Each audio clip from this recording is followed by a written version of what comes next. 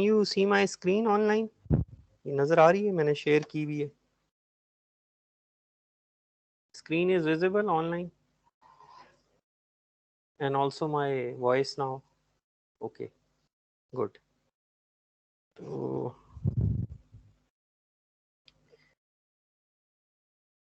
So last time we started discussing that as a researcher, uh, you can prove your worth by publishing your results. So generally what happens is that young researchers, they are very eager to publish. But there is this pitfall. If you might get trapped in it. In doing so, you might end up doing some trivial work, writing it in a non-interesting manner, submitting it to a low non-prestigious venue, and you get your paper published. So, but the challenge is that even if you have gone through this entire cycle, you will not get the rewards you were looking for. So you have to be very careful when you want to publish. In fact, यहाँ पे I realize कि if you have not published, you are an unknown quantity. For example, you are applying for a scholarship और जो है उसमें 10 लोगों ने apply किया और 10 के 10 ने पब्लिश नहीं किया हुआ. All of them are unknown quantity. You have your academic record, but there is no evidence of your research contribution. So everybody has an equal chance. But out of those 10, अगर एक ऐसा है जिसने low quality venue में publish किया हुआ है, showing it on his resume, on her resume, तो you are out of the race already. वो जो बाकी 9 है, they are in the race.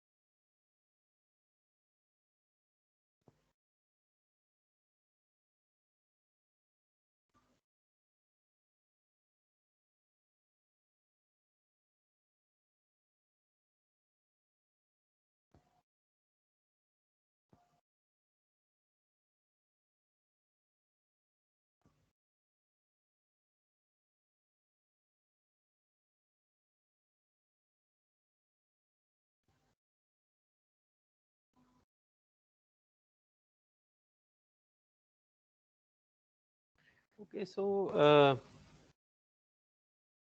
we will see what are the common mistakes we will try to avoid while writing our report. हम कोशिश करेंगे कि हम वो ना करें गलतियां जो कि which are easily avoidable, and maybe we cross this barrier of getting the paper published, and we will see how we can after doing very good experiments, we need to work on um, explaining our contribution. It is our responsibility to make people motivated about the contributions, and if we do that, maybe we convert an okay paper into a very good paper. So we need to figure out what are those exercises that can help us gain maximum benefit of our work. So normally this is something which people learn after going through a cycle of several years. and some people even don't learn it after many years. You can only learn these skills once you submit to very difficult venues. They will reject your paper, and if you submit to a low quality venue, they will accept your paper and you will not improve as a researcher. So this person, he is on the other side of the spectrum.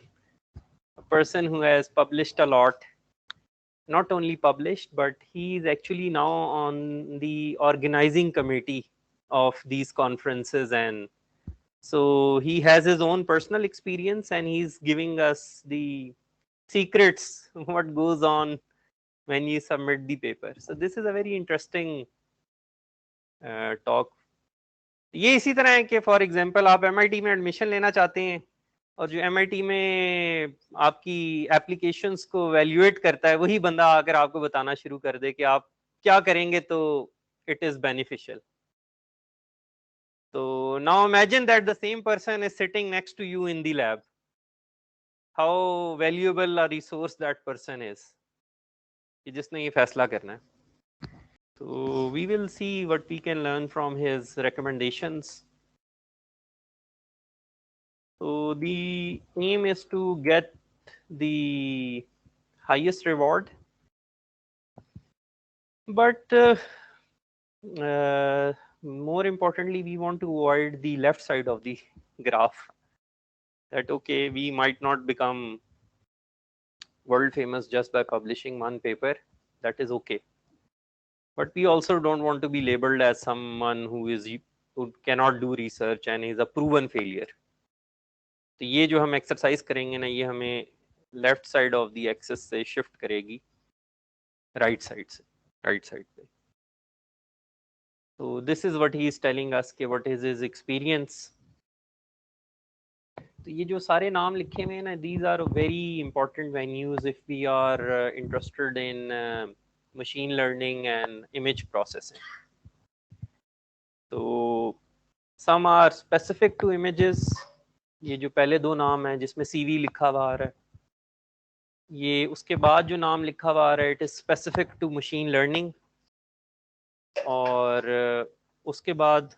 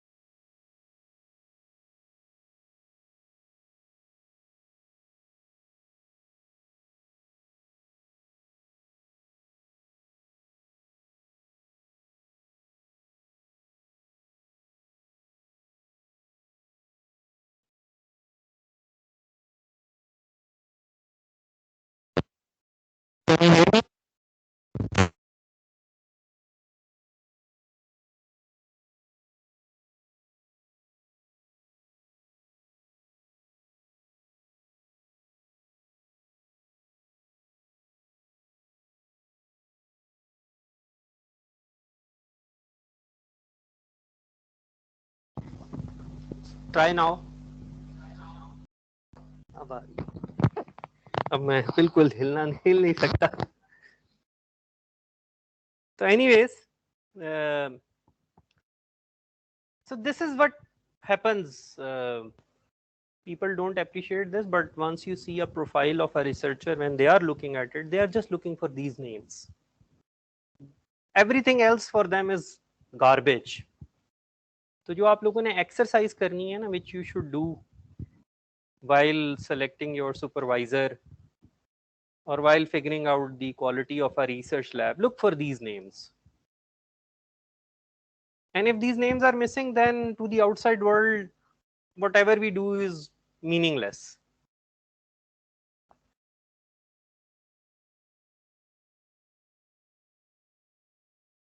तो anyways he is giving his suggestions to his students कि क्या करना होता है, किस conference में क्या किया हो आपने तो आपके चांसेस बहुत अच्छे हैं.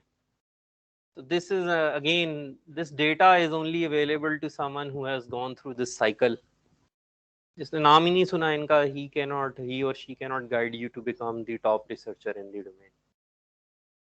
तो इसमें जो इम्पोर्टेंट चीज़ है ना आपके लिए वो देखने के लिए है, वो ये जो नंबर लिखा हुआ है कि कितने सबमिट होते हैं और कितने एक्सेप्ट होते हैं. तो आप देख लें कि what is the acceptance rate, maximum कितना है 25. तो this is a very important number. तो these are the places which are world renowned. जो लो क्वालिटी वेन्यूज होते हैं उनमें एक्सेप्टेंस रेट 50% होता है, 60% होता है, और जिधर व्यू मनी इज इन्वॉल्व, जहां पैसे दे के पब्लिश करना है, उधर 100% होता है. तो so what this means is that out of like 4 papers, 4 में से कितने पेपर सिलेक्ट होंगे, एक होगा मुश्किल से. तो वो जो 4 पेपर सबमिट होंगे वो उन्होंने भी तो मेहनत की होगी ना. तो ही इज गिविंग अस सजेशंस के कौन सी जो है ना वो कॉमन मिस्टेक्स होती हैं. अब देखिए, पेपर रिजेक्ट होना है उसका आपको रीजन दिया जाता है, and it's a very tiring process. You find out, ये अभी बताते हैं कि कैसे होता है. पहले तो कॉन्फ्रेंस डिसाइड होती है, ये हमारा इससे लेना देना नहीं है क्योंकि we are not in the race. इधर तो कॉन्फ्रेंस हो नहीं सकती, तो क्रिकेट टीम नहीं आई. एक दिन इंशाल्लाह देखेंगे ये कॉन्फ्रेंस हो पाकिस्तान में. चांसेस इस वजह से ज़्यादा हैं क्योंकि most of the funding is in China and these conferences happen where they have lot of funding, so maybe one day they move over here as well. तो वो डिसाइड हो जाता है कि जी ये एरिया चेयर होंगे, ये यूनिवर्सिटी कंडक्ट करेगी ये वाली कॉन्फ्रेंस. तो इट्स ऑनरेरी पोस्ट. तो उसके बाद तो सब कुछ ऑनलाइन ही होता है, एक वेबसाइट बन जाती है, आप अपलोड कर देते हैं, जिस तरह असाइनमेंट अपलोड करते हैं उधर आगे चली जाती है जिन लोगों ने पढ़ना होता है. तो प्रोग्राम चेयर्स के बाद एरिया चेयर्स होते हैं. एरिया चेयर्स उनको कहते हैं विच आर स्पेसिफिक एक्सपर्ट्स. अब जिस तरह इमेज प्रोसेसिंग है, कंप्यूटर विजन है, उसमें कई चीज़ें हैं, फेस डिटेक्शन है, ऑब्जेक्ट डिटेक्शन है, ऑटोनोमस कार है. Every area has an expert. तो then the program chair knows कि अच्छा ही इज एन एक्सपर्ट और she is an expert in this area, तो this he will be the area chair of this topic. जो area chair होता है, again बहुत कोई सीनियर रिसर्चर होगा, he knows के which are the reviewers, are generally not very senior researchers. They are you can say young researchers. They have time to read papers. तो बहुत सारे पेपर एक साथ आ जाते हैं, and then you have to distribute them. You have to make sure कि सही पेपर हर बंदे के पास चला गया. होता है नहीं ऐसे, ये the right person will get your paper. Anyways, good venues try very hard to find specific experts for your paper. So that is the reason getting into these venues is really difficult, because now the paper is going to a person who actually is an expert in this area. So the non prestigious venues, उसमें इस तरह जिस तरह जंग news है कि मैंने कोई कहानी लिखी और मैंने भेज दी, तो उधर सब हर किस्म की कहानी उधर छपती है. तो since the person who is reviewing your paper is not an expert herself, तो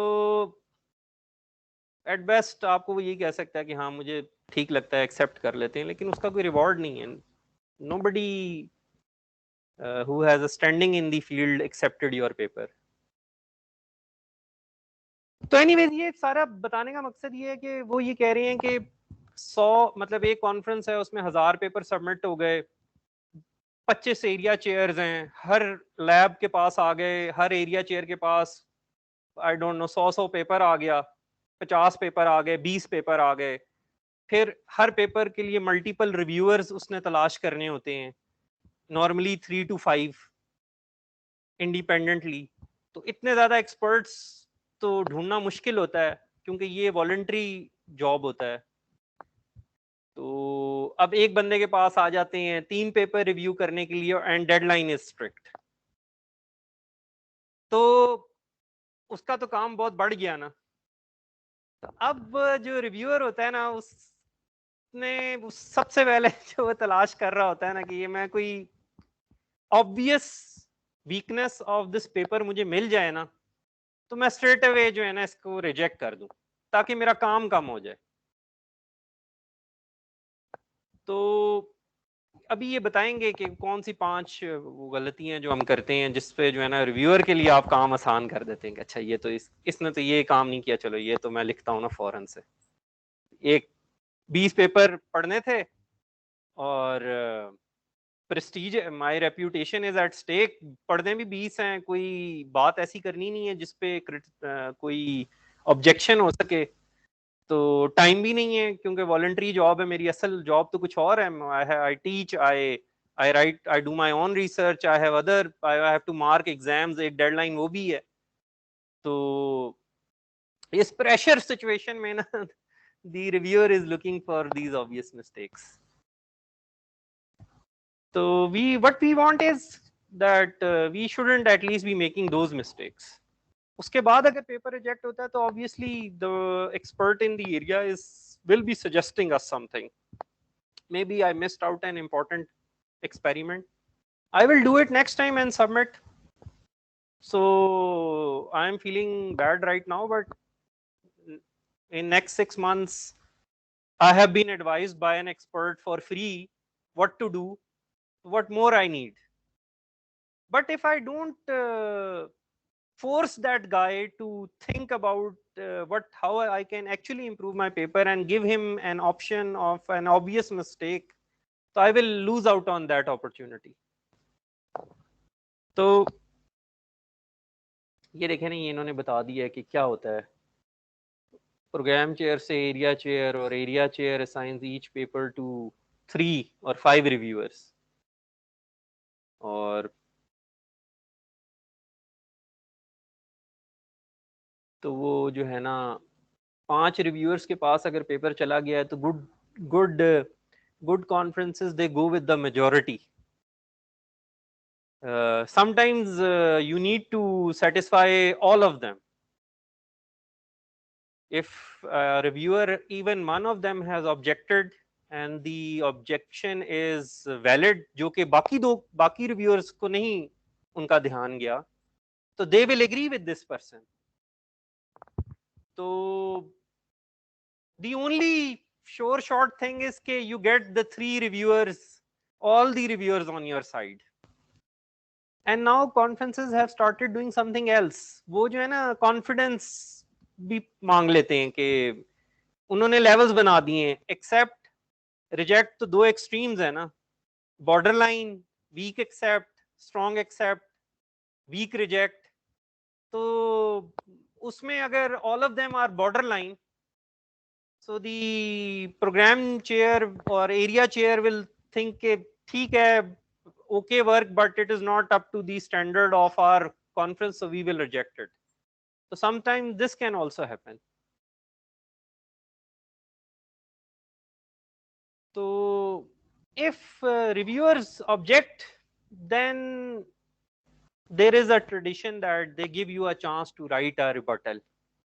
कि आपके जो रिव्यूज आते हैं ना, आप उनको कह सकते हैं कि नहीं अच्छा ये जो आप बात कह रहे हैं ये ठीक नहीं है, ये हमने किया है, या ये इसकी ज़रूरत नहीं है, it is not related to our work. But generally इतना ये जो एरिया चेयर पे इतना वर्कलोड होता है कि he will rarely agree with you, which is okay.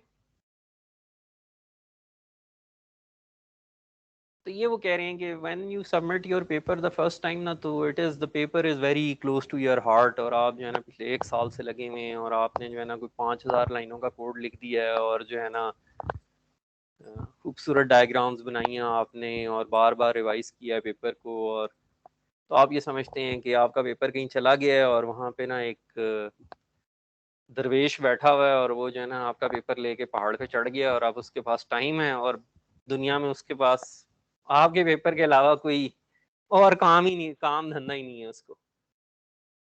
तो you like your work but because of the time pressure, असल में ये हो रहा होता है कि it's like there are so many distractions for a reviewer that he is looking for a quick way to get out of that review. So not even a quick way to get out of that review but उसके पास time बहुत कम है और अगर आपने बात एक सही explain ही नहीं की तो उसकी जिम्मेदारी तो नहीं बनती ना कि वो बार बार पढ़े आपके पेपर को ताकि वो फाइंड आउट करे कि what is your actual contribution. तो responsibility lies on you. You have to realise that जो बंदा पेपर पढ़ रहा होगा उसके पास बिल्कुल वक्त नहीं है, तो you can not make obvious mistakes at least. तो ये जिनके नाम है इन्होंने ये आर्टिकल्स लिखे हुए हैं how to get published in these conferences, तो they are giving us the context जिसमें ना हमारा पेपर जो है वो पढ़ा जाएगा। So now if the paper gets rejected, it is our responsibility. If the reviewer is not able to understand our experimentation, it is our responsibility. If the reviewer is unable to find the novelty in our work, but paper उसने पढ़ लिया उसको कोई एतराज नहीं है, it's our responsibility. तो we will see what are the common mistakes. तो ये वो जो लास्ट लाइन लिखी हुई है ना, ये वही है जो मैंने आपको बताया कि if any reviewer objects about anything और तो your paper is almost rejected. This happens in these prestigious venues. Uh, non-prestigious venues, people hardly object, and even if they object, then you can send a response. So area chair is happy because you are paying to publish your paper. So, and this is the current academic pandemic which Pakistan is facing right now. That people are using funds to get the papers published and which have no value outside Pakistan. So we are hoping that one day this changes. तो ये वो बता रहे हैं कि जब आपका paper reject होता है ना तो you are bitterly disappointed, this was your first paper, तो आप जो है ना you are cursing the reviewer कि इसको पता ही कुछ नहीं है और ये कहाँ से नालायक बंदा है, ये क्या बातें कर रहा है, इसको समझ ही नहीं आई। वो ये बता रहे हैं कि उसको नहीं समझ में आई तो ये आपकी गलती है। Now there is no point in cursing that reviewer. तो होता ये है कि आप पेपर भेजते हैं तो there are some places which are called double blind. Paper से आपका नाम हटा दिया जाता है, जो रिव्यू कर रहा होता है उसको पता नहीं होता कि किसने लिखा है, और जिसने लिखा होता है उसको ये नहीं पता होता कि कौन रिव्यू कर रहा है। ये एक डायरेक्शन में तो बिल्कुल नहीं पता होता। This is called single blind. हमने पेपर लिखा, पेपर पे अपना नाम लिख दिया, रिव्यूअर मुझे नहीं पता होगा कि रिव्यूअर कौन है। लेकिन there are some venues which go for this double blind, उसको भी ना पता हो कि मैं कौन हूँ। For example I might have done something very good and I come from Africa, तो maybe there is a reviewer who has this bias कि नहीं ये अफ्रीका में क्या काम किया होगा, तो पहले ही may be somebody submitting a useless experiment and from N MIT lab, तो उसको वैसे ही एडवांटेज मिल जाए कि नहीं MIT से ये तो ठीक ही होगा। People try to do this in these conferences. They are double blind, but most of the journals are single blind, and this is the current issue. All the good journals, they are single blind, तो उसमें आपका नाम और organisation होती है। तो there we since we have done useless research in last 20-30 years, they know that nothing quality comes out of over here, तो अगर कोई ठीक काम कर भी दे उसको भी क्रेडिट नहीं मिलेगा। तो लेट मी, हम जो है ना, वी कैन स्टार्ट, एक मिनट। तो this is the context, you see the article which you are submitting. ये इस तरह नहीं होगा जिस तरह आप पेपर करते हैं और पेपर में कोई सवाल गलत हो गया तो आप टीचर के सर पे चढ़ के, नहीं ये मैंने तो ठीक ही किया था। They are not listening to you, they are not giving you any time, तो इट इज योर रिस्पॉन्सिबिलिटी। तो यहाँ पे मैंने पेंट खोला हुआ है ना। अच्छा, तो कैसे होता है पेपर, एक मैंने आपको पहले भी दिखाया है।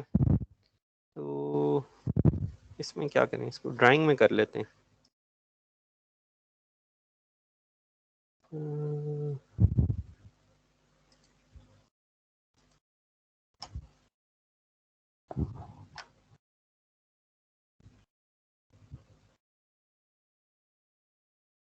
तो लेट्स से वी स्टार्ट ऑफ, और यहाँ पे आ गया हमारा टाइटल।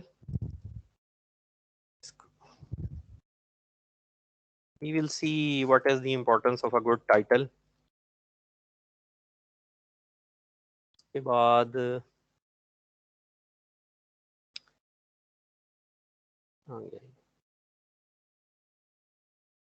उसके बाद आ जाता है, टाइटल के बाद आ जाता है abstract, where you summarize your contribution.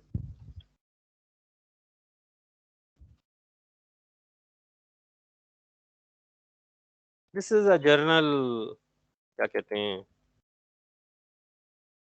this is a journal trend. ये फॉर्मेट जो होता है ये आमतौर पे when you download that text file, तो उसमें ये सेक्शंस ऑलरेडी होते हैं। तो एब्स्ट्रैक्ट आ जाता है। इस एब्स्ट्रैक्ट को मैं कर देता हूँ, ये कलर कर देते हैं इसको।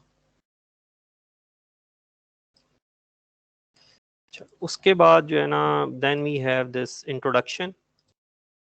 Most of the times the paper जो आप लाटेक्स फाइल यूज कर रहे होते हैं ना, इट इज डबल कॉलम। तो ये इंट्रोडक्शन आ गया आपका।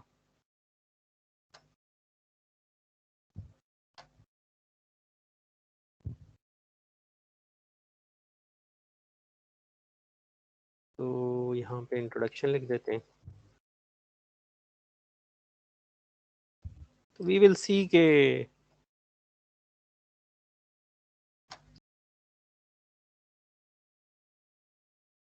what are the common mistakes we do while writing these sections.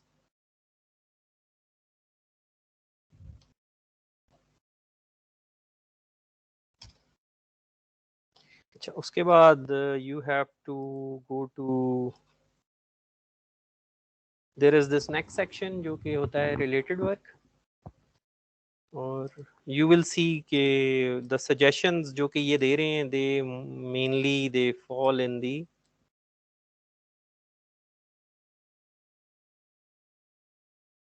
related work section.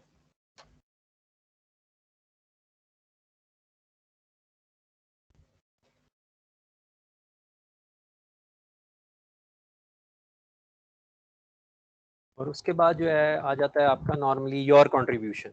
अब आपने आपने जो काम किया होता है,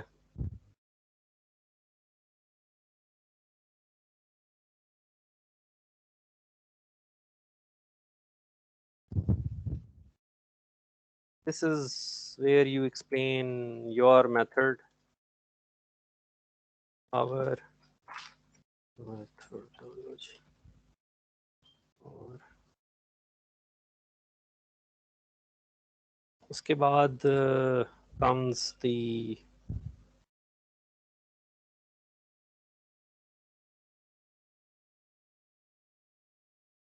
बाद आ जाती है नॉर्मली एक्सपेरिमेंट्स।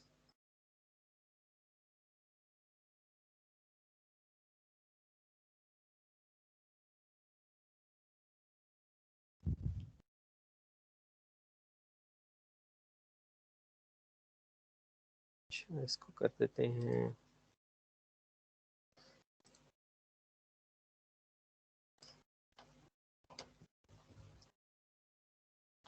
और फिर finally there is some conclusion या डिस्कशन।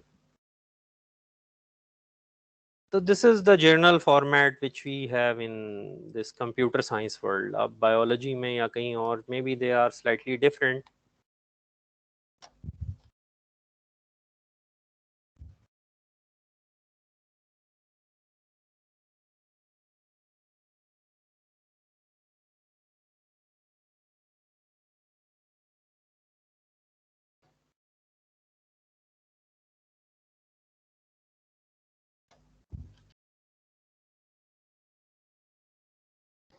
चलें जी। तो एक चीज़ हमसे मिस हो गई यहाँ पे ना, टाइटल के नीचे हमने नाम भी लिखने होते हैं। तो this is names. This is when the venue is single blind, और डबल ब्लाइंड है ना तो फिर नाम नहीं लिखने होते जब आप सबमिट कर रहे होते हैं। आपको एक आईडी दे दिया जाता है ऑनलाइन, तो फिर जब अगर एक्सेप्ट हो जाए ना तो then you can put in your names. अच्छा ये लोग हैं। तो ये जो है ना, this is a burning issue in labs.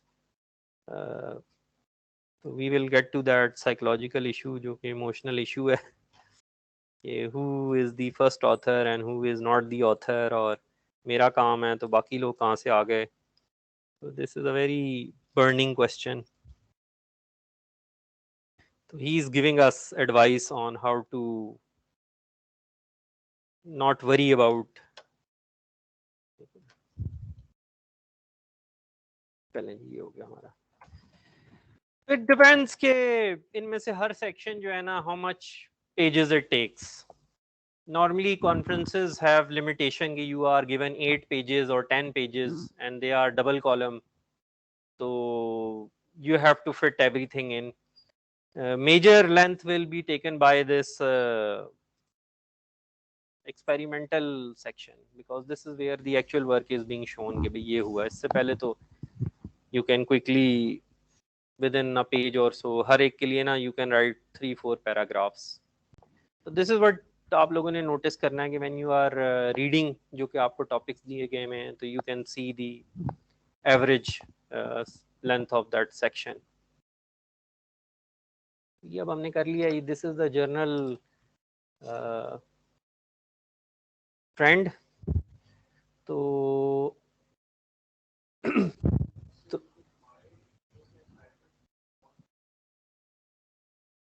your question is related to your report. So what you can do is you can find out the important papers regarding your topic and then you can put in the results which they have shown. So for you it is that you are sort of summarizing. Usme you can show very important results from those papers, or you can show results from 2 papers and compare them. Okay, I have compared, or it appears that maybe in an other situation paper A might be better than paper B. तो आप लोगों का तो यही काम है, you have to thoroughly do the related work and find out all the important pieces of information. Maybe you read 30-40 papers, और आप जो है ना, once you read them you figure out what is the latest thing happening in this area, what are the most important findings, and then you have to summarize them in introduction. और तो आप लोगों का काम तो ये पहले 2 जो sections है ना उसमें है। Remaining sections you can use to just show the figures and the graphs and any math that is very important. So let's see. So where were we? तो यहाँ पे है। तो you are starting with the, let's start with the abstract. पहला डब्बा abstract का था। Normally you write this at the end. लिखते ही आप सबसे आखिर में, when you have filled out all the other details. This is like the ad, जब मूवी बन जाती है फिर ad बनता है। तो इस ad में you have to like motivate the people up front, what are the important findings. तो generally when you will be presenting your work and when you will be summarizing these things, क्योंकि आपने let's say ना you have worked on an experiment for like 8 months, people work longer, maybe 2 years, people who are doing PhD for example. So for you every experiment was really important. It took you 2 months to solve a problem, and then you solved another problem. So you might want to share all these important findings कि मैंने ये किया ये किया ये किया. So what you are actually explaining, it is your methodology. ये सारी चीजें आएंगी methodology में, but since you have lived through that cycle, they are the topmost in your head. So sometimes you start putting them in the abstract and introduction कि आपने जो किया तो किया कैसे, क्या important, कैसे आपने solve किया. But that is not what you should be looking for in the abstract कि मैंने जो किया है वो कैसे किया है. आपने जो कन्विंस करना है वो ये करना है कि ये जो मैंने किया है ये इंपॉर्टेंट क्यों है, व्हाई इज इट इम्पोर्टेंट, और जो मैंने किया है वो दूसरे से मुख्तलिफ कैसे है जो पहले हो चुका है उससे. तो you have to like forget about those secondary and experimental details and somehow summarise के what actually I have done. और इसकी मैंने आप लोगों को एग्जांपल दी थी कि फॉर एग्जांपल मैं यहाँ पे लिखता हूँ ना,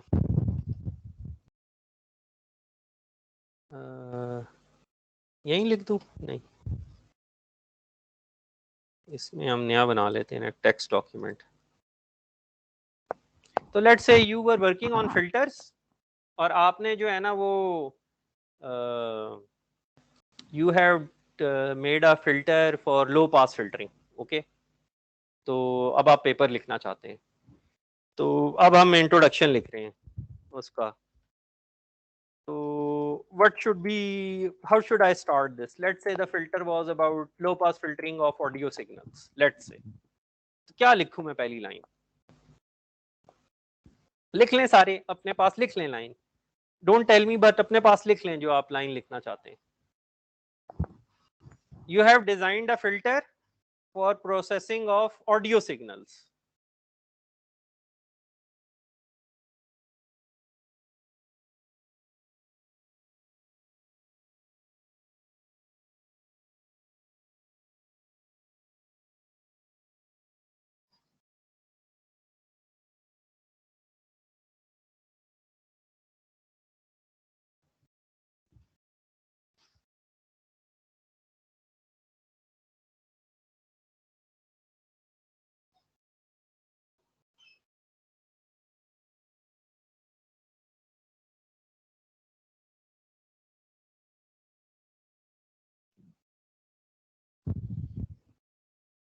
मैं भी एक लाइन लिखता हूँ.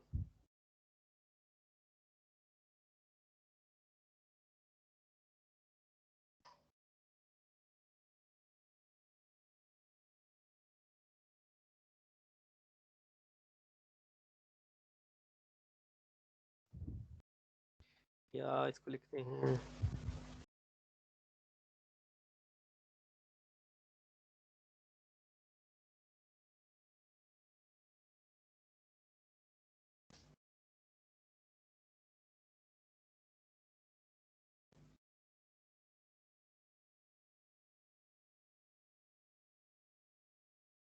एक लाइन मैंने लिख दी है.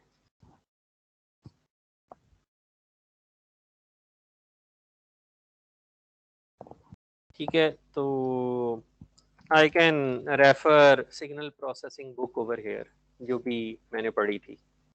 यहाँ पे ना हम कोई बुक रेफर कर देते हैं.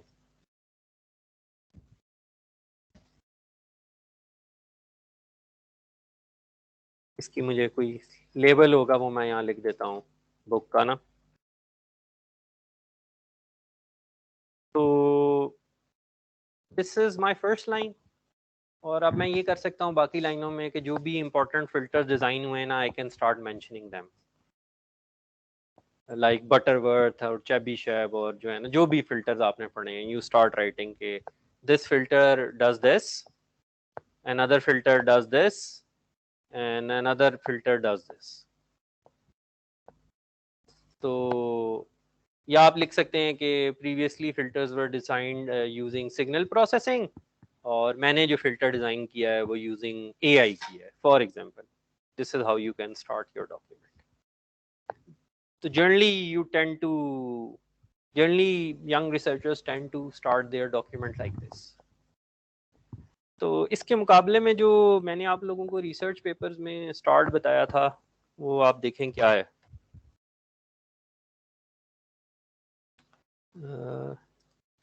ये देखिए,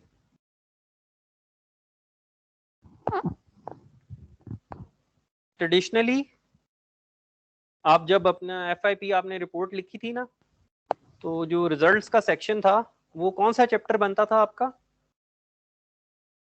आखिरी बनता था. तो यहाँ पे देखें how to present your work even before the abstract. उन्होंने the best result comes first. उन्होंने बता दिया वो क्या कर रहे हैं, ये भी बता दिया कि बाकी कैसे कर रहे हैं, और जो है ना वो प्रॉपर डिटेल्ड एक उन्होंने फिगर बना दी. तो generally what the weakness is when you will see in the presentations, when somebody is presenting their work, तो they take so long to get to the important point. वो पहले जो है ना लेक्चर देंगे कि मशीन लर्निंग कितनी important है दुनिया के लिए, AI कितना इंपॉर्टेंट है, कंप्यूटर विजन कितना इंपॉर्टेंट है, और डीप लर्निंग कितनी इंपॉर्टेंट है. तो this is not how you right और present research. You have to get to the point right in the first sentence. For example ये जो अब हमने लाइन लिखी है, ये देखें, ये एक एग्जाम्पल हो गई, ये दूसरी एग्जाम्पल हो गई. This is picture number 1 of the paper. कि उन्होंने कहा कि एक गाड़ी है और हम प्रेडिक्ट करना चाहते हैं कि वो गाड़ी किधर जाएगी just by using this image. तो अगर आप नीचे देखें ना तो वो आपको गाड़ी को मूव करता हुआ, एक गाड़ी के यहाँ पे ना आपको मूव करते हुए दिखा रहे हैं कि गाड़ी थी यहाँ पे और इन्होंने उसको फॉरवर्ड मूव करके दिखाया है कि just by using this image I can predict that this car will go over here. और यहाँ पे देखें उन्होंने दिखाया ऑल द डिफरेंट, यहाँ पे अगर आपको नजर आ रहा हो ना, ये सारे पाथ्स हैं, लेफ्ट भी जा सकती है गाड़ी, राइट भी जा सकती है. तो ये इन्होंने प्रोबेबिलिटी दिखाई है कि सबसे ज्यादा गाड़ी के मुड़ने के किधर जाने के क्या चांसेस है. ठीक है, तो what is the conclusion? Best result comes right in the first line. तो अब वो जो दूसरा काम हमने शुरू किया हुआ था ना, जो हम लिख रहे थे, तो ये जो लाइन है ना, अब इसको क्रॉस कैसे करते हैं यहाँ पे, मुझे अगर करना आता हो. टूल्स, स्ट्राइक थ्रू होता है यहाँ पे, ये होता है नहीं.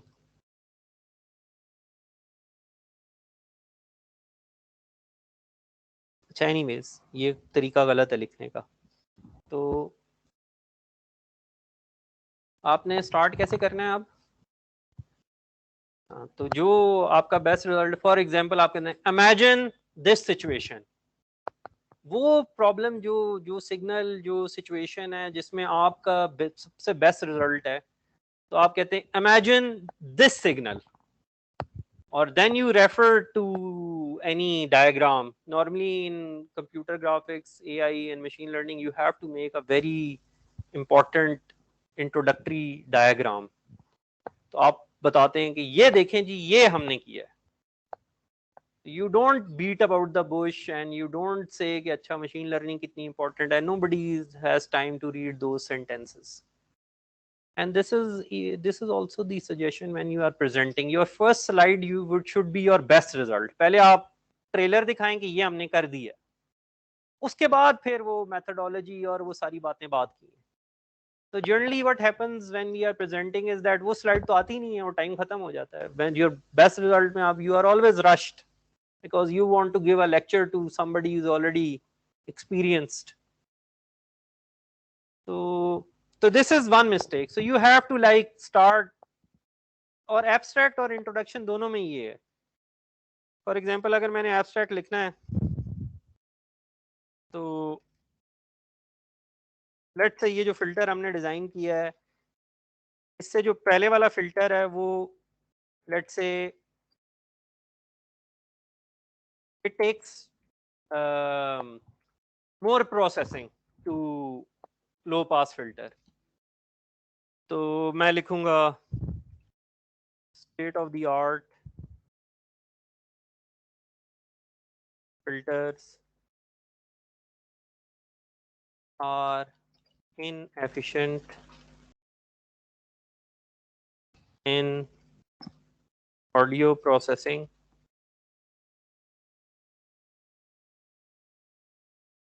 In this work, we propose a novel low pass filter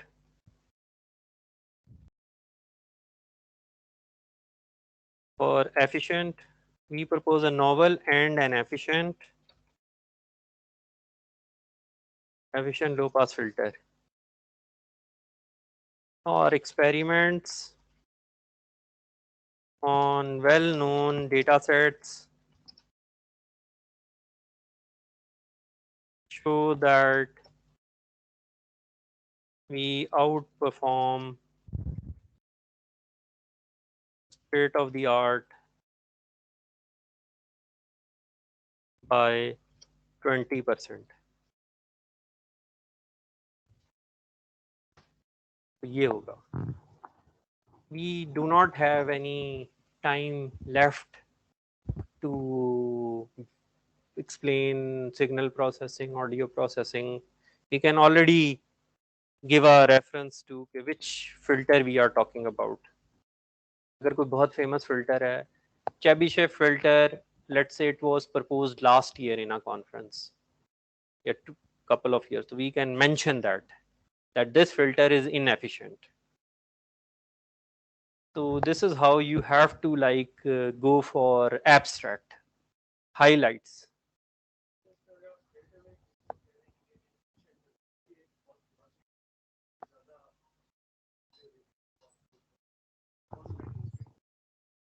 तो बाद में इसको बैक करेंगे ना एक्सपेरिमेंट से. तो हमने उसको रिव्यूअर को बता दिया है कि भाई अब हमने काम नया कर दिया है, तो ठीक है हम अभी देखते हैं. कोई ऐसे तो नहीं है कि so the purpose of science is not that somebody is a winner or a loser. तो वी आर बैकिंग, हमने एक्सपेरिमेंट्स की हैं और जब हम अभी लिखना शुरू होंगे तो we will use very nice words for that research कि जी ये बहुत अच्छा फिल्टर है, ये देखें इन्होंने इन एप्लीकेशंस में ये फिल्टर ने बहुत इम्प्रूव किया है प्रोसेसिंग को. तो देखें इसमें there is this politics involve. Although कि मैं उस फिल्टर की बदतारीफी कर रहा हूँ, साइट मैं उसी को कर रहा हूँ और रिसर्च उसी की वैल्यू है जिसको साइट करें. तो ही इज हैप्पी कि मैंने उसके फिल्टर को साइट किया दुनिया में सारे फिल्टर छोड़ के. तो we will see that how to criticise, because अब हमने कोई नई बात तो बहरल करनी है. नई नहीं करते तो रिव्यूअर रिजेक्ट करता है, लेकिन इसका मतलब ये नहीं है कि आप कहेंगे जी पिछले सारे बुरे हैं और हम ही सिर्फ अच्छे हैं. इसको लिखने का और अंदाज होता है. तो अब आप जब पेपर पढ़ेंगे ना, आपने ये चीज नोटिस करनी है. papers are which are cited or coming from good venues, they will get to the point right up front. Papers from non-prestigious venues, you will never know okay, what is the contribution. ये abstract हो गया और ये जो है ना ये हम यहाँ पे start हो गए कि जी right in the first line we started. Imagine this situation. We are applying our approach on this situation. Look at the result. We are better. Here you start explaining के what have you actually done. तो ये हमारा start हो गया. अब आप ये देखें ना, ये मैं आपको कुछ एग्जांपल्स दिखा रहा हूँ कि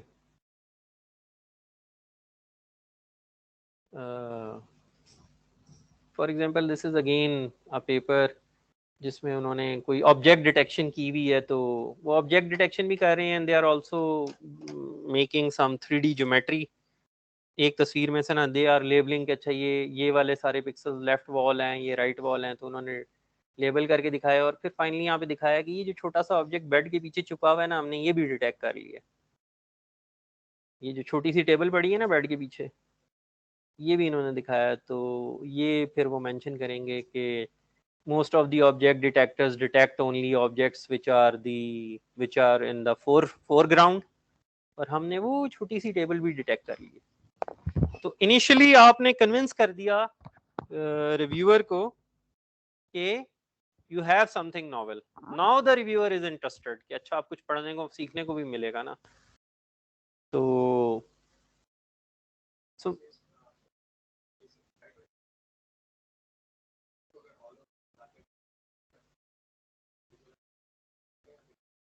नहीं, बेड को अगर हॉलो कर देते तो पीछे, अब आपको तो पता नहीं है ना कि पीछे वाला तस्वीर तो नहीं है ना आपके पास, अब आप काला कर देते बेड को।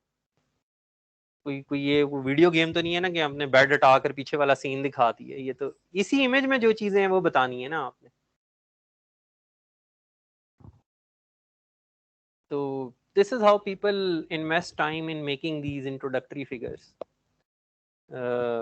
Most of the time this is the trend now. पहले एक सिर्फ अच्छी तस्वीर होती थी and now things have gone to this level कि you compare results with other approaches, other recent approaches. और जो है इसमें ये देखें ना, लिंक भी दे दिया कि हमने कोड भी दे दिया, आप खुद रन अपने इमेज पे रन करके देख लें। तो यू आर कॉन्फिडेंट कि ये मेरी अप्रोच सिर्फ मेरे इन इमेजेस पे काम नहीं करती, आप जरा हिम्मत है तो कर लें टेस्ट। तो this is how confident they are. तो इन्होंने कैसे बात की है ये, इन्होंने कि दूसरे कैसे बुरे हैं।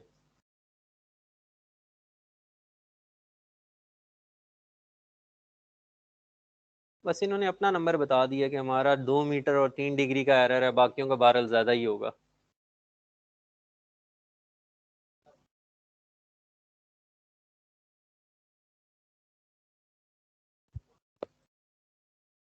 कोड आप दे रहे होते हैं लेकिन you have to be careful, never it has happen के अक्सर तो पेपर रिजेक्ट ही होना होता है ना इस जगह से। तो जब पेपर रिजेक्ट हो रहा होता है तो they don't care about the code.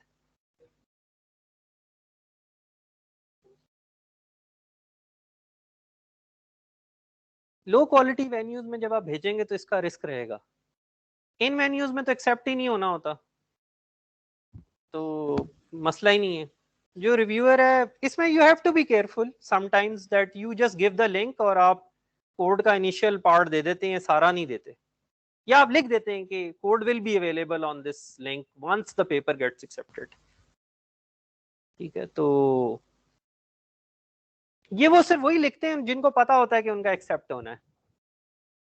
तो ये हर पेपर में नहीं लिंक होता, एक्सेप्ट हो जाता है फिर वो लिंक दे देते हैं। तो कोड अगर आपका कोई कॉपी कर सकता है तो पेपर तो उसने पढ़ ही लिया ना, आपने नहीं दिया कोड तो पेपर से वो कर लेगा अगर बहुत ज़हीन है वो, फिर आप कैसे रोकेंगे उसको। इसमें मैंने we will come to unethical practices but we have not seen unethical practices, at least I have not seen कि मैंने कोई पेपर लिखा हो और वो रिजेक्ट हुआ और उस जैसा कोई और पेपर। आमतौर पे वो अक्सर बता देते हैं कि आपका काम इस जैसा है तो आपने नया तो कुछ किया नहीं है, तो फिर क्या कॉपी करके करना। तो और एक्सेप्ट हो गया तो एक्सेप्ट हो गया, आप कर ले कॉपी, अब तो साइट ही करेगा ना। People now upload their, even before publishing their papers, they upload on archive. This is a website where you publish, put your paper, और क्योंकि पीयर रिव्यू प्रोसेस में वक्त लगता है, पीपल हु आर कॉन्फिडेंट कि नहीं हमारा पेपर तो रिजेक्ट नहीं है, they put it on archive, और people read papers from archive and already start sighting them. So imagine your paper reaches to a reviewer and he Googles about that paper and it's on archive and it already has 60 citations. तो मेरे पास क्या जवाब रह गया उस paper को reject करने का। तो things have changed but you have to be in these top venues, you have to be careful। मतलब I would recommend कि आप ना दें, आप लिंक ही दे दें, ना दें पूरा कोड। तो अब आपने अनएथिकल प्रैक्टिसेस की बात मैंने कर ही दी है तो मैं आपको दिखा देता हूँ कि क्या होता है once you do that। ये देखें, ये सर्च कीजिएगा ना, लिस्ट ऑफ साइंटिफिक मिसकॉन्डक्ट्स इंसिडेंट्स, ये सर्च करें अभी विकीपीडिया पे ना, ये सर्च करें। आपने गलत एक्सपेरिमेंट रिजल्ट्स रिपोर्ट किए, बाद में पता चल गया कि ये वो एक्सपेरिमेंट करने से ये रिजल्ट नहीं आते, या कोई और आपने किसी का काम कॉपी करके सबमिट कर दिया, ये जरा आप सर्च करें।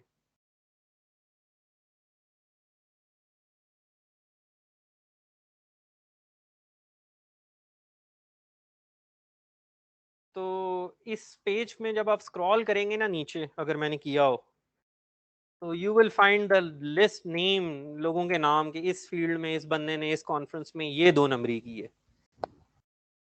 तो पहले तो ये था ना, वो ग्राफ था कि your paper is bad, your paper is good या वेरी गुड, और ये आप जो है ना, अब आपका FIR कटी हुई है वेब पेज पे आपके में।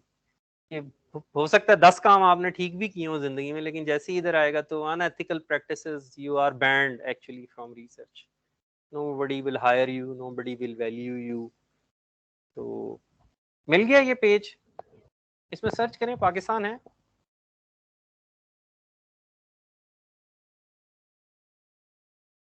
मैंने सर्च किया था, नहीं है। इंडिया सर्च करें, मिल गया है ना।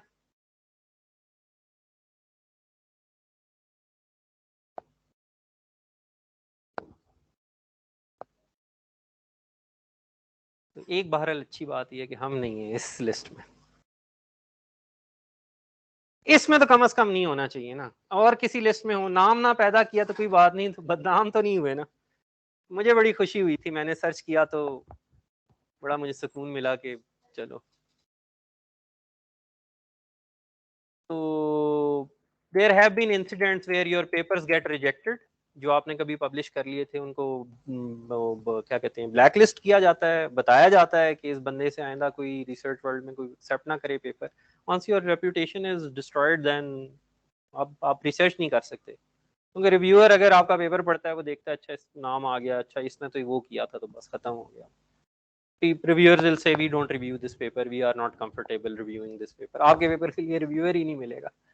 Nobody wants to get associated with you। मुझे शक है आप 2 नंबरी करते हैं, इधर भी की होगी, मुझे मैं पकड़ ना सकूं तो मेरे पर बोझ रहेगा। तो ये है, तो ये very good venues, they are very serious about it. Anyways, तो अब हमने देख लिया है कि इंट्रोडक्शन जो है ना, वो जो पहली लाइन है ना, it should get to the point, imagine this, look at figure 1, you have to make sure कि आप कर लें।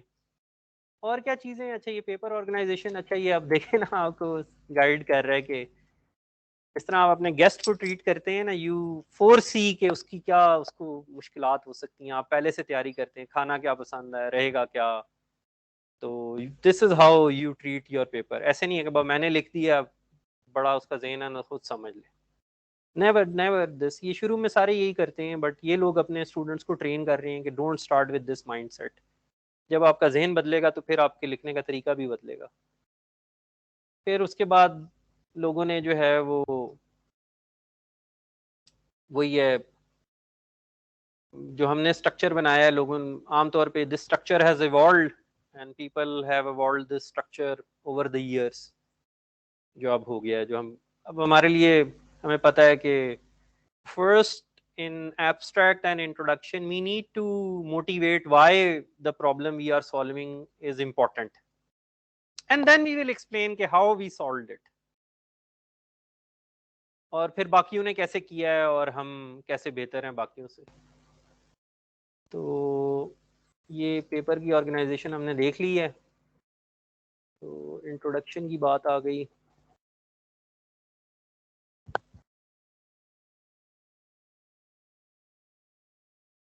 अब ये देखें ना, ये अक्सर गलती ये होती है कि हमने फॉर एग्जांपल फ़िल्टर बनाया था ऑडियो प्रोसेसिंग के लिए, तो मैं ये ज्यूम कर लूँ कि उसको तो पता ही होगा कि ऑडियो प्रोसेसिंग कितनी इंपॉर्टेंट है, मुझे बताने की ज़रूरत नहीं है। I should like mention specific application के, देखें ये फ़िल्टर इस एप्लीकेशन में काम नहीं किया और मेरा करता है, या मुझे बताना चाहिए, ऑल्दो कि उसको पता होगा, लेकिन मैं I can not take the chance. तो this is one of the major things that get the paper rejected that you assume कि उसको पता होगा। और तो ये वही बात आ गई, डू इट अप फ्रंट, पहले बता दें भाई, इंट्रोडक्शन में बता दें कि आप दूसरों से मुख्तलिफ कैसे हैं, फिर बात होगी कि आपने किया क्या, कैसे किया, किस किस और ने किया। तो you have to make sure. ये आ गई बात। इसके बाद तो now you are trying to write introduction, so we are into introduction. तो ये हम लिख रहे हैं, हमने बहुत अच्छी तस्वीर बनाई, हमने कंपैरिजन करके बता दिया।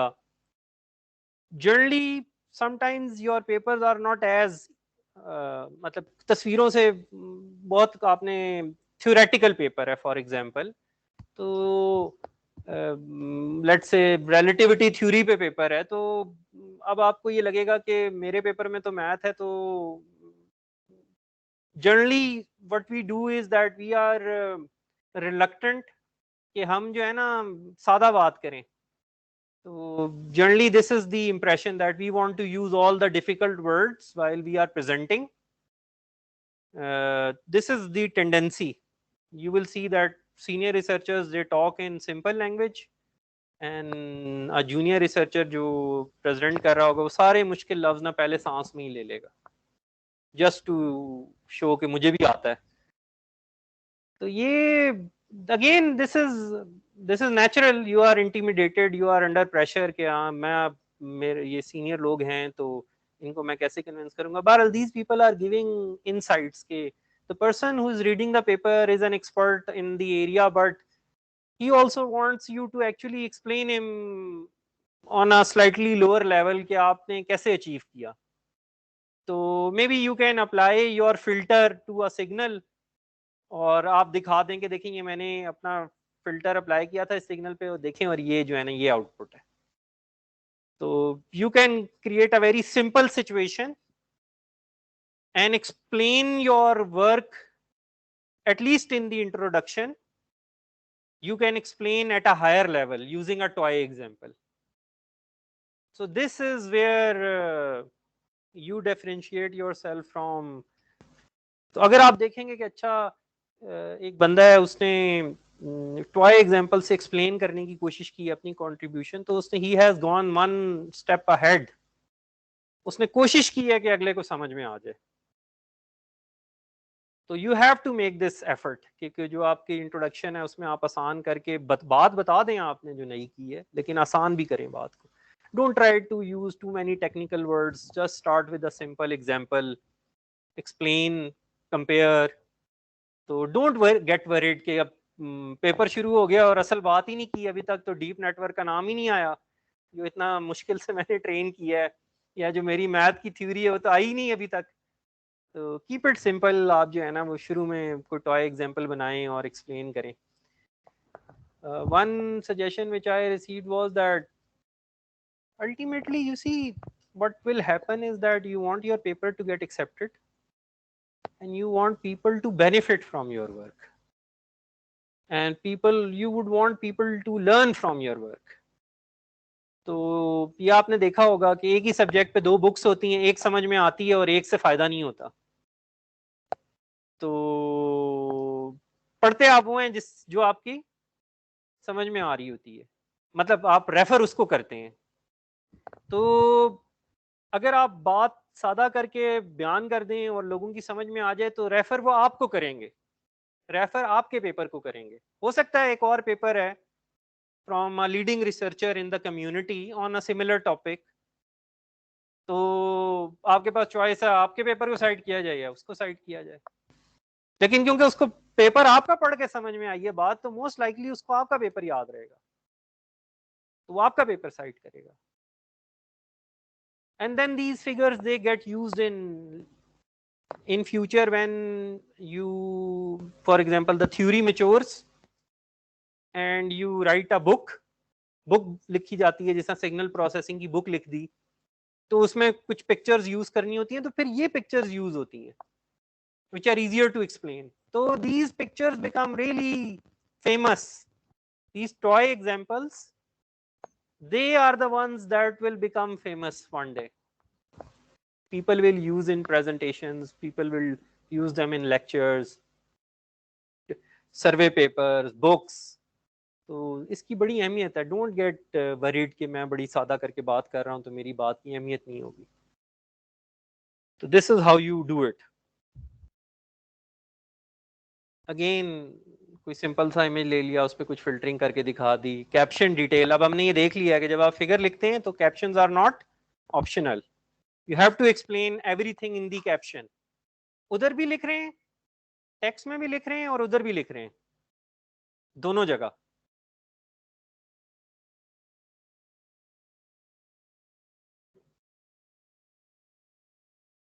अच्छा चलें, ये हमने कर लिया. अब हम उसके बाद लेट्स सी कि वो 5 मिस्टेक्स क्या हैं, then we will get back to. काफी सारी चीजें तो हमने कर ली हैं.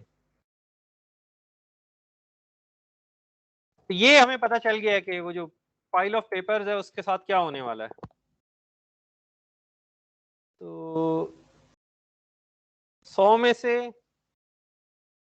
33% ऑब्वियस रिजेक्ट है, उनमें कुछ गलती हैं जो कि ये बताएंगे. और maybe one paper is actually which will go on to become the best paper for that conference, maybe one. And बाकी जो है ना वो बॉर्डर लाइन है. और जो ये बॉर्डर लाइन है ना, इसमें होता है अक्सर आपका paper.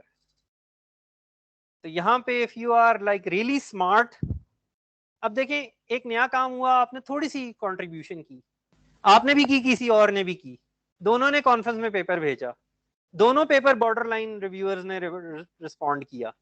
If they get in and you get out, क्या होगा? Research is attributed to. और ये जो हमारा पेपर रिजेक्ट हुआ, अब क्या करें? अब तो ये पेपर भी आ गया उसके रिलेटेड वर्क में. तो just being very careful while writing your work, you can get cross. अगर तो दोनों ने इकट्ठे लाइन क्रॉस कर ली ना, तो दोनों एक्सेप्ट हो गए, फिर कोई परेशानी नहीं है. आप कहेंगे इस कॉन्फ्रेंस में 2 पेपर ऐसे आए हैं जो ऑलमोस्ट सेम रिजल्ट्स प्रेजेंट कर रहे हैं. That is fine, that happens. But it will be very sad that somebody else gets in and you get out. And it will happen in your life multiple times.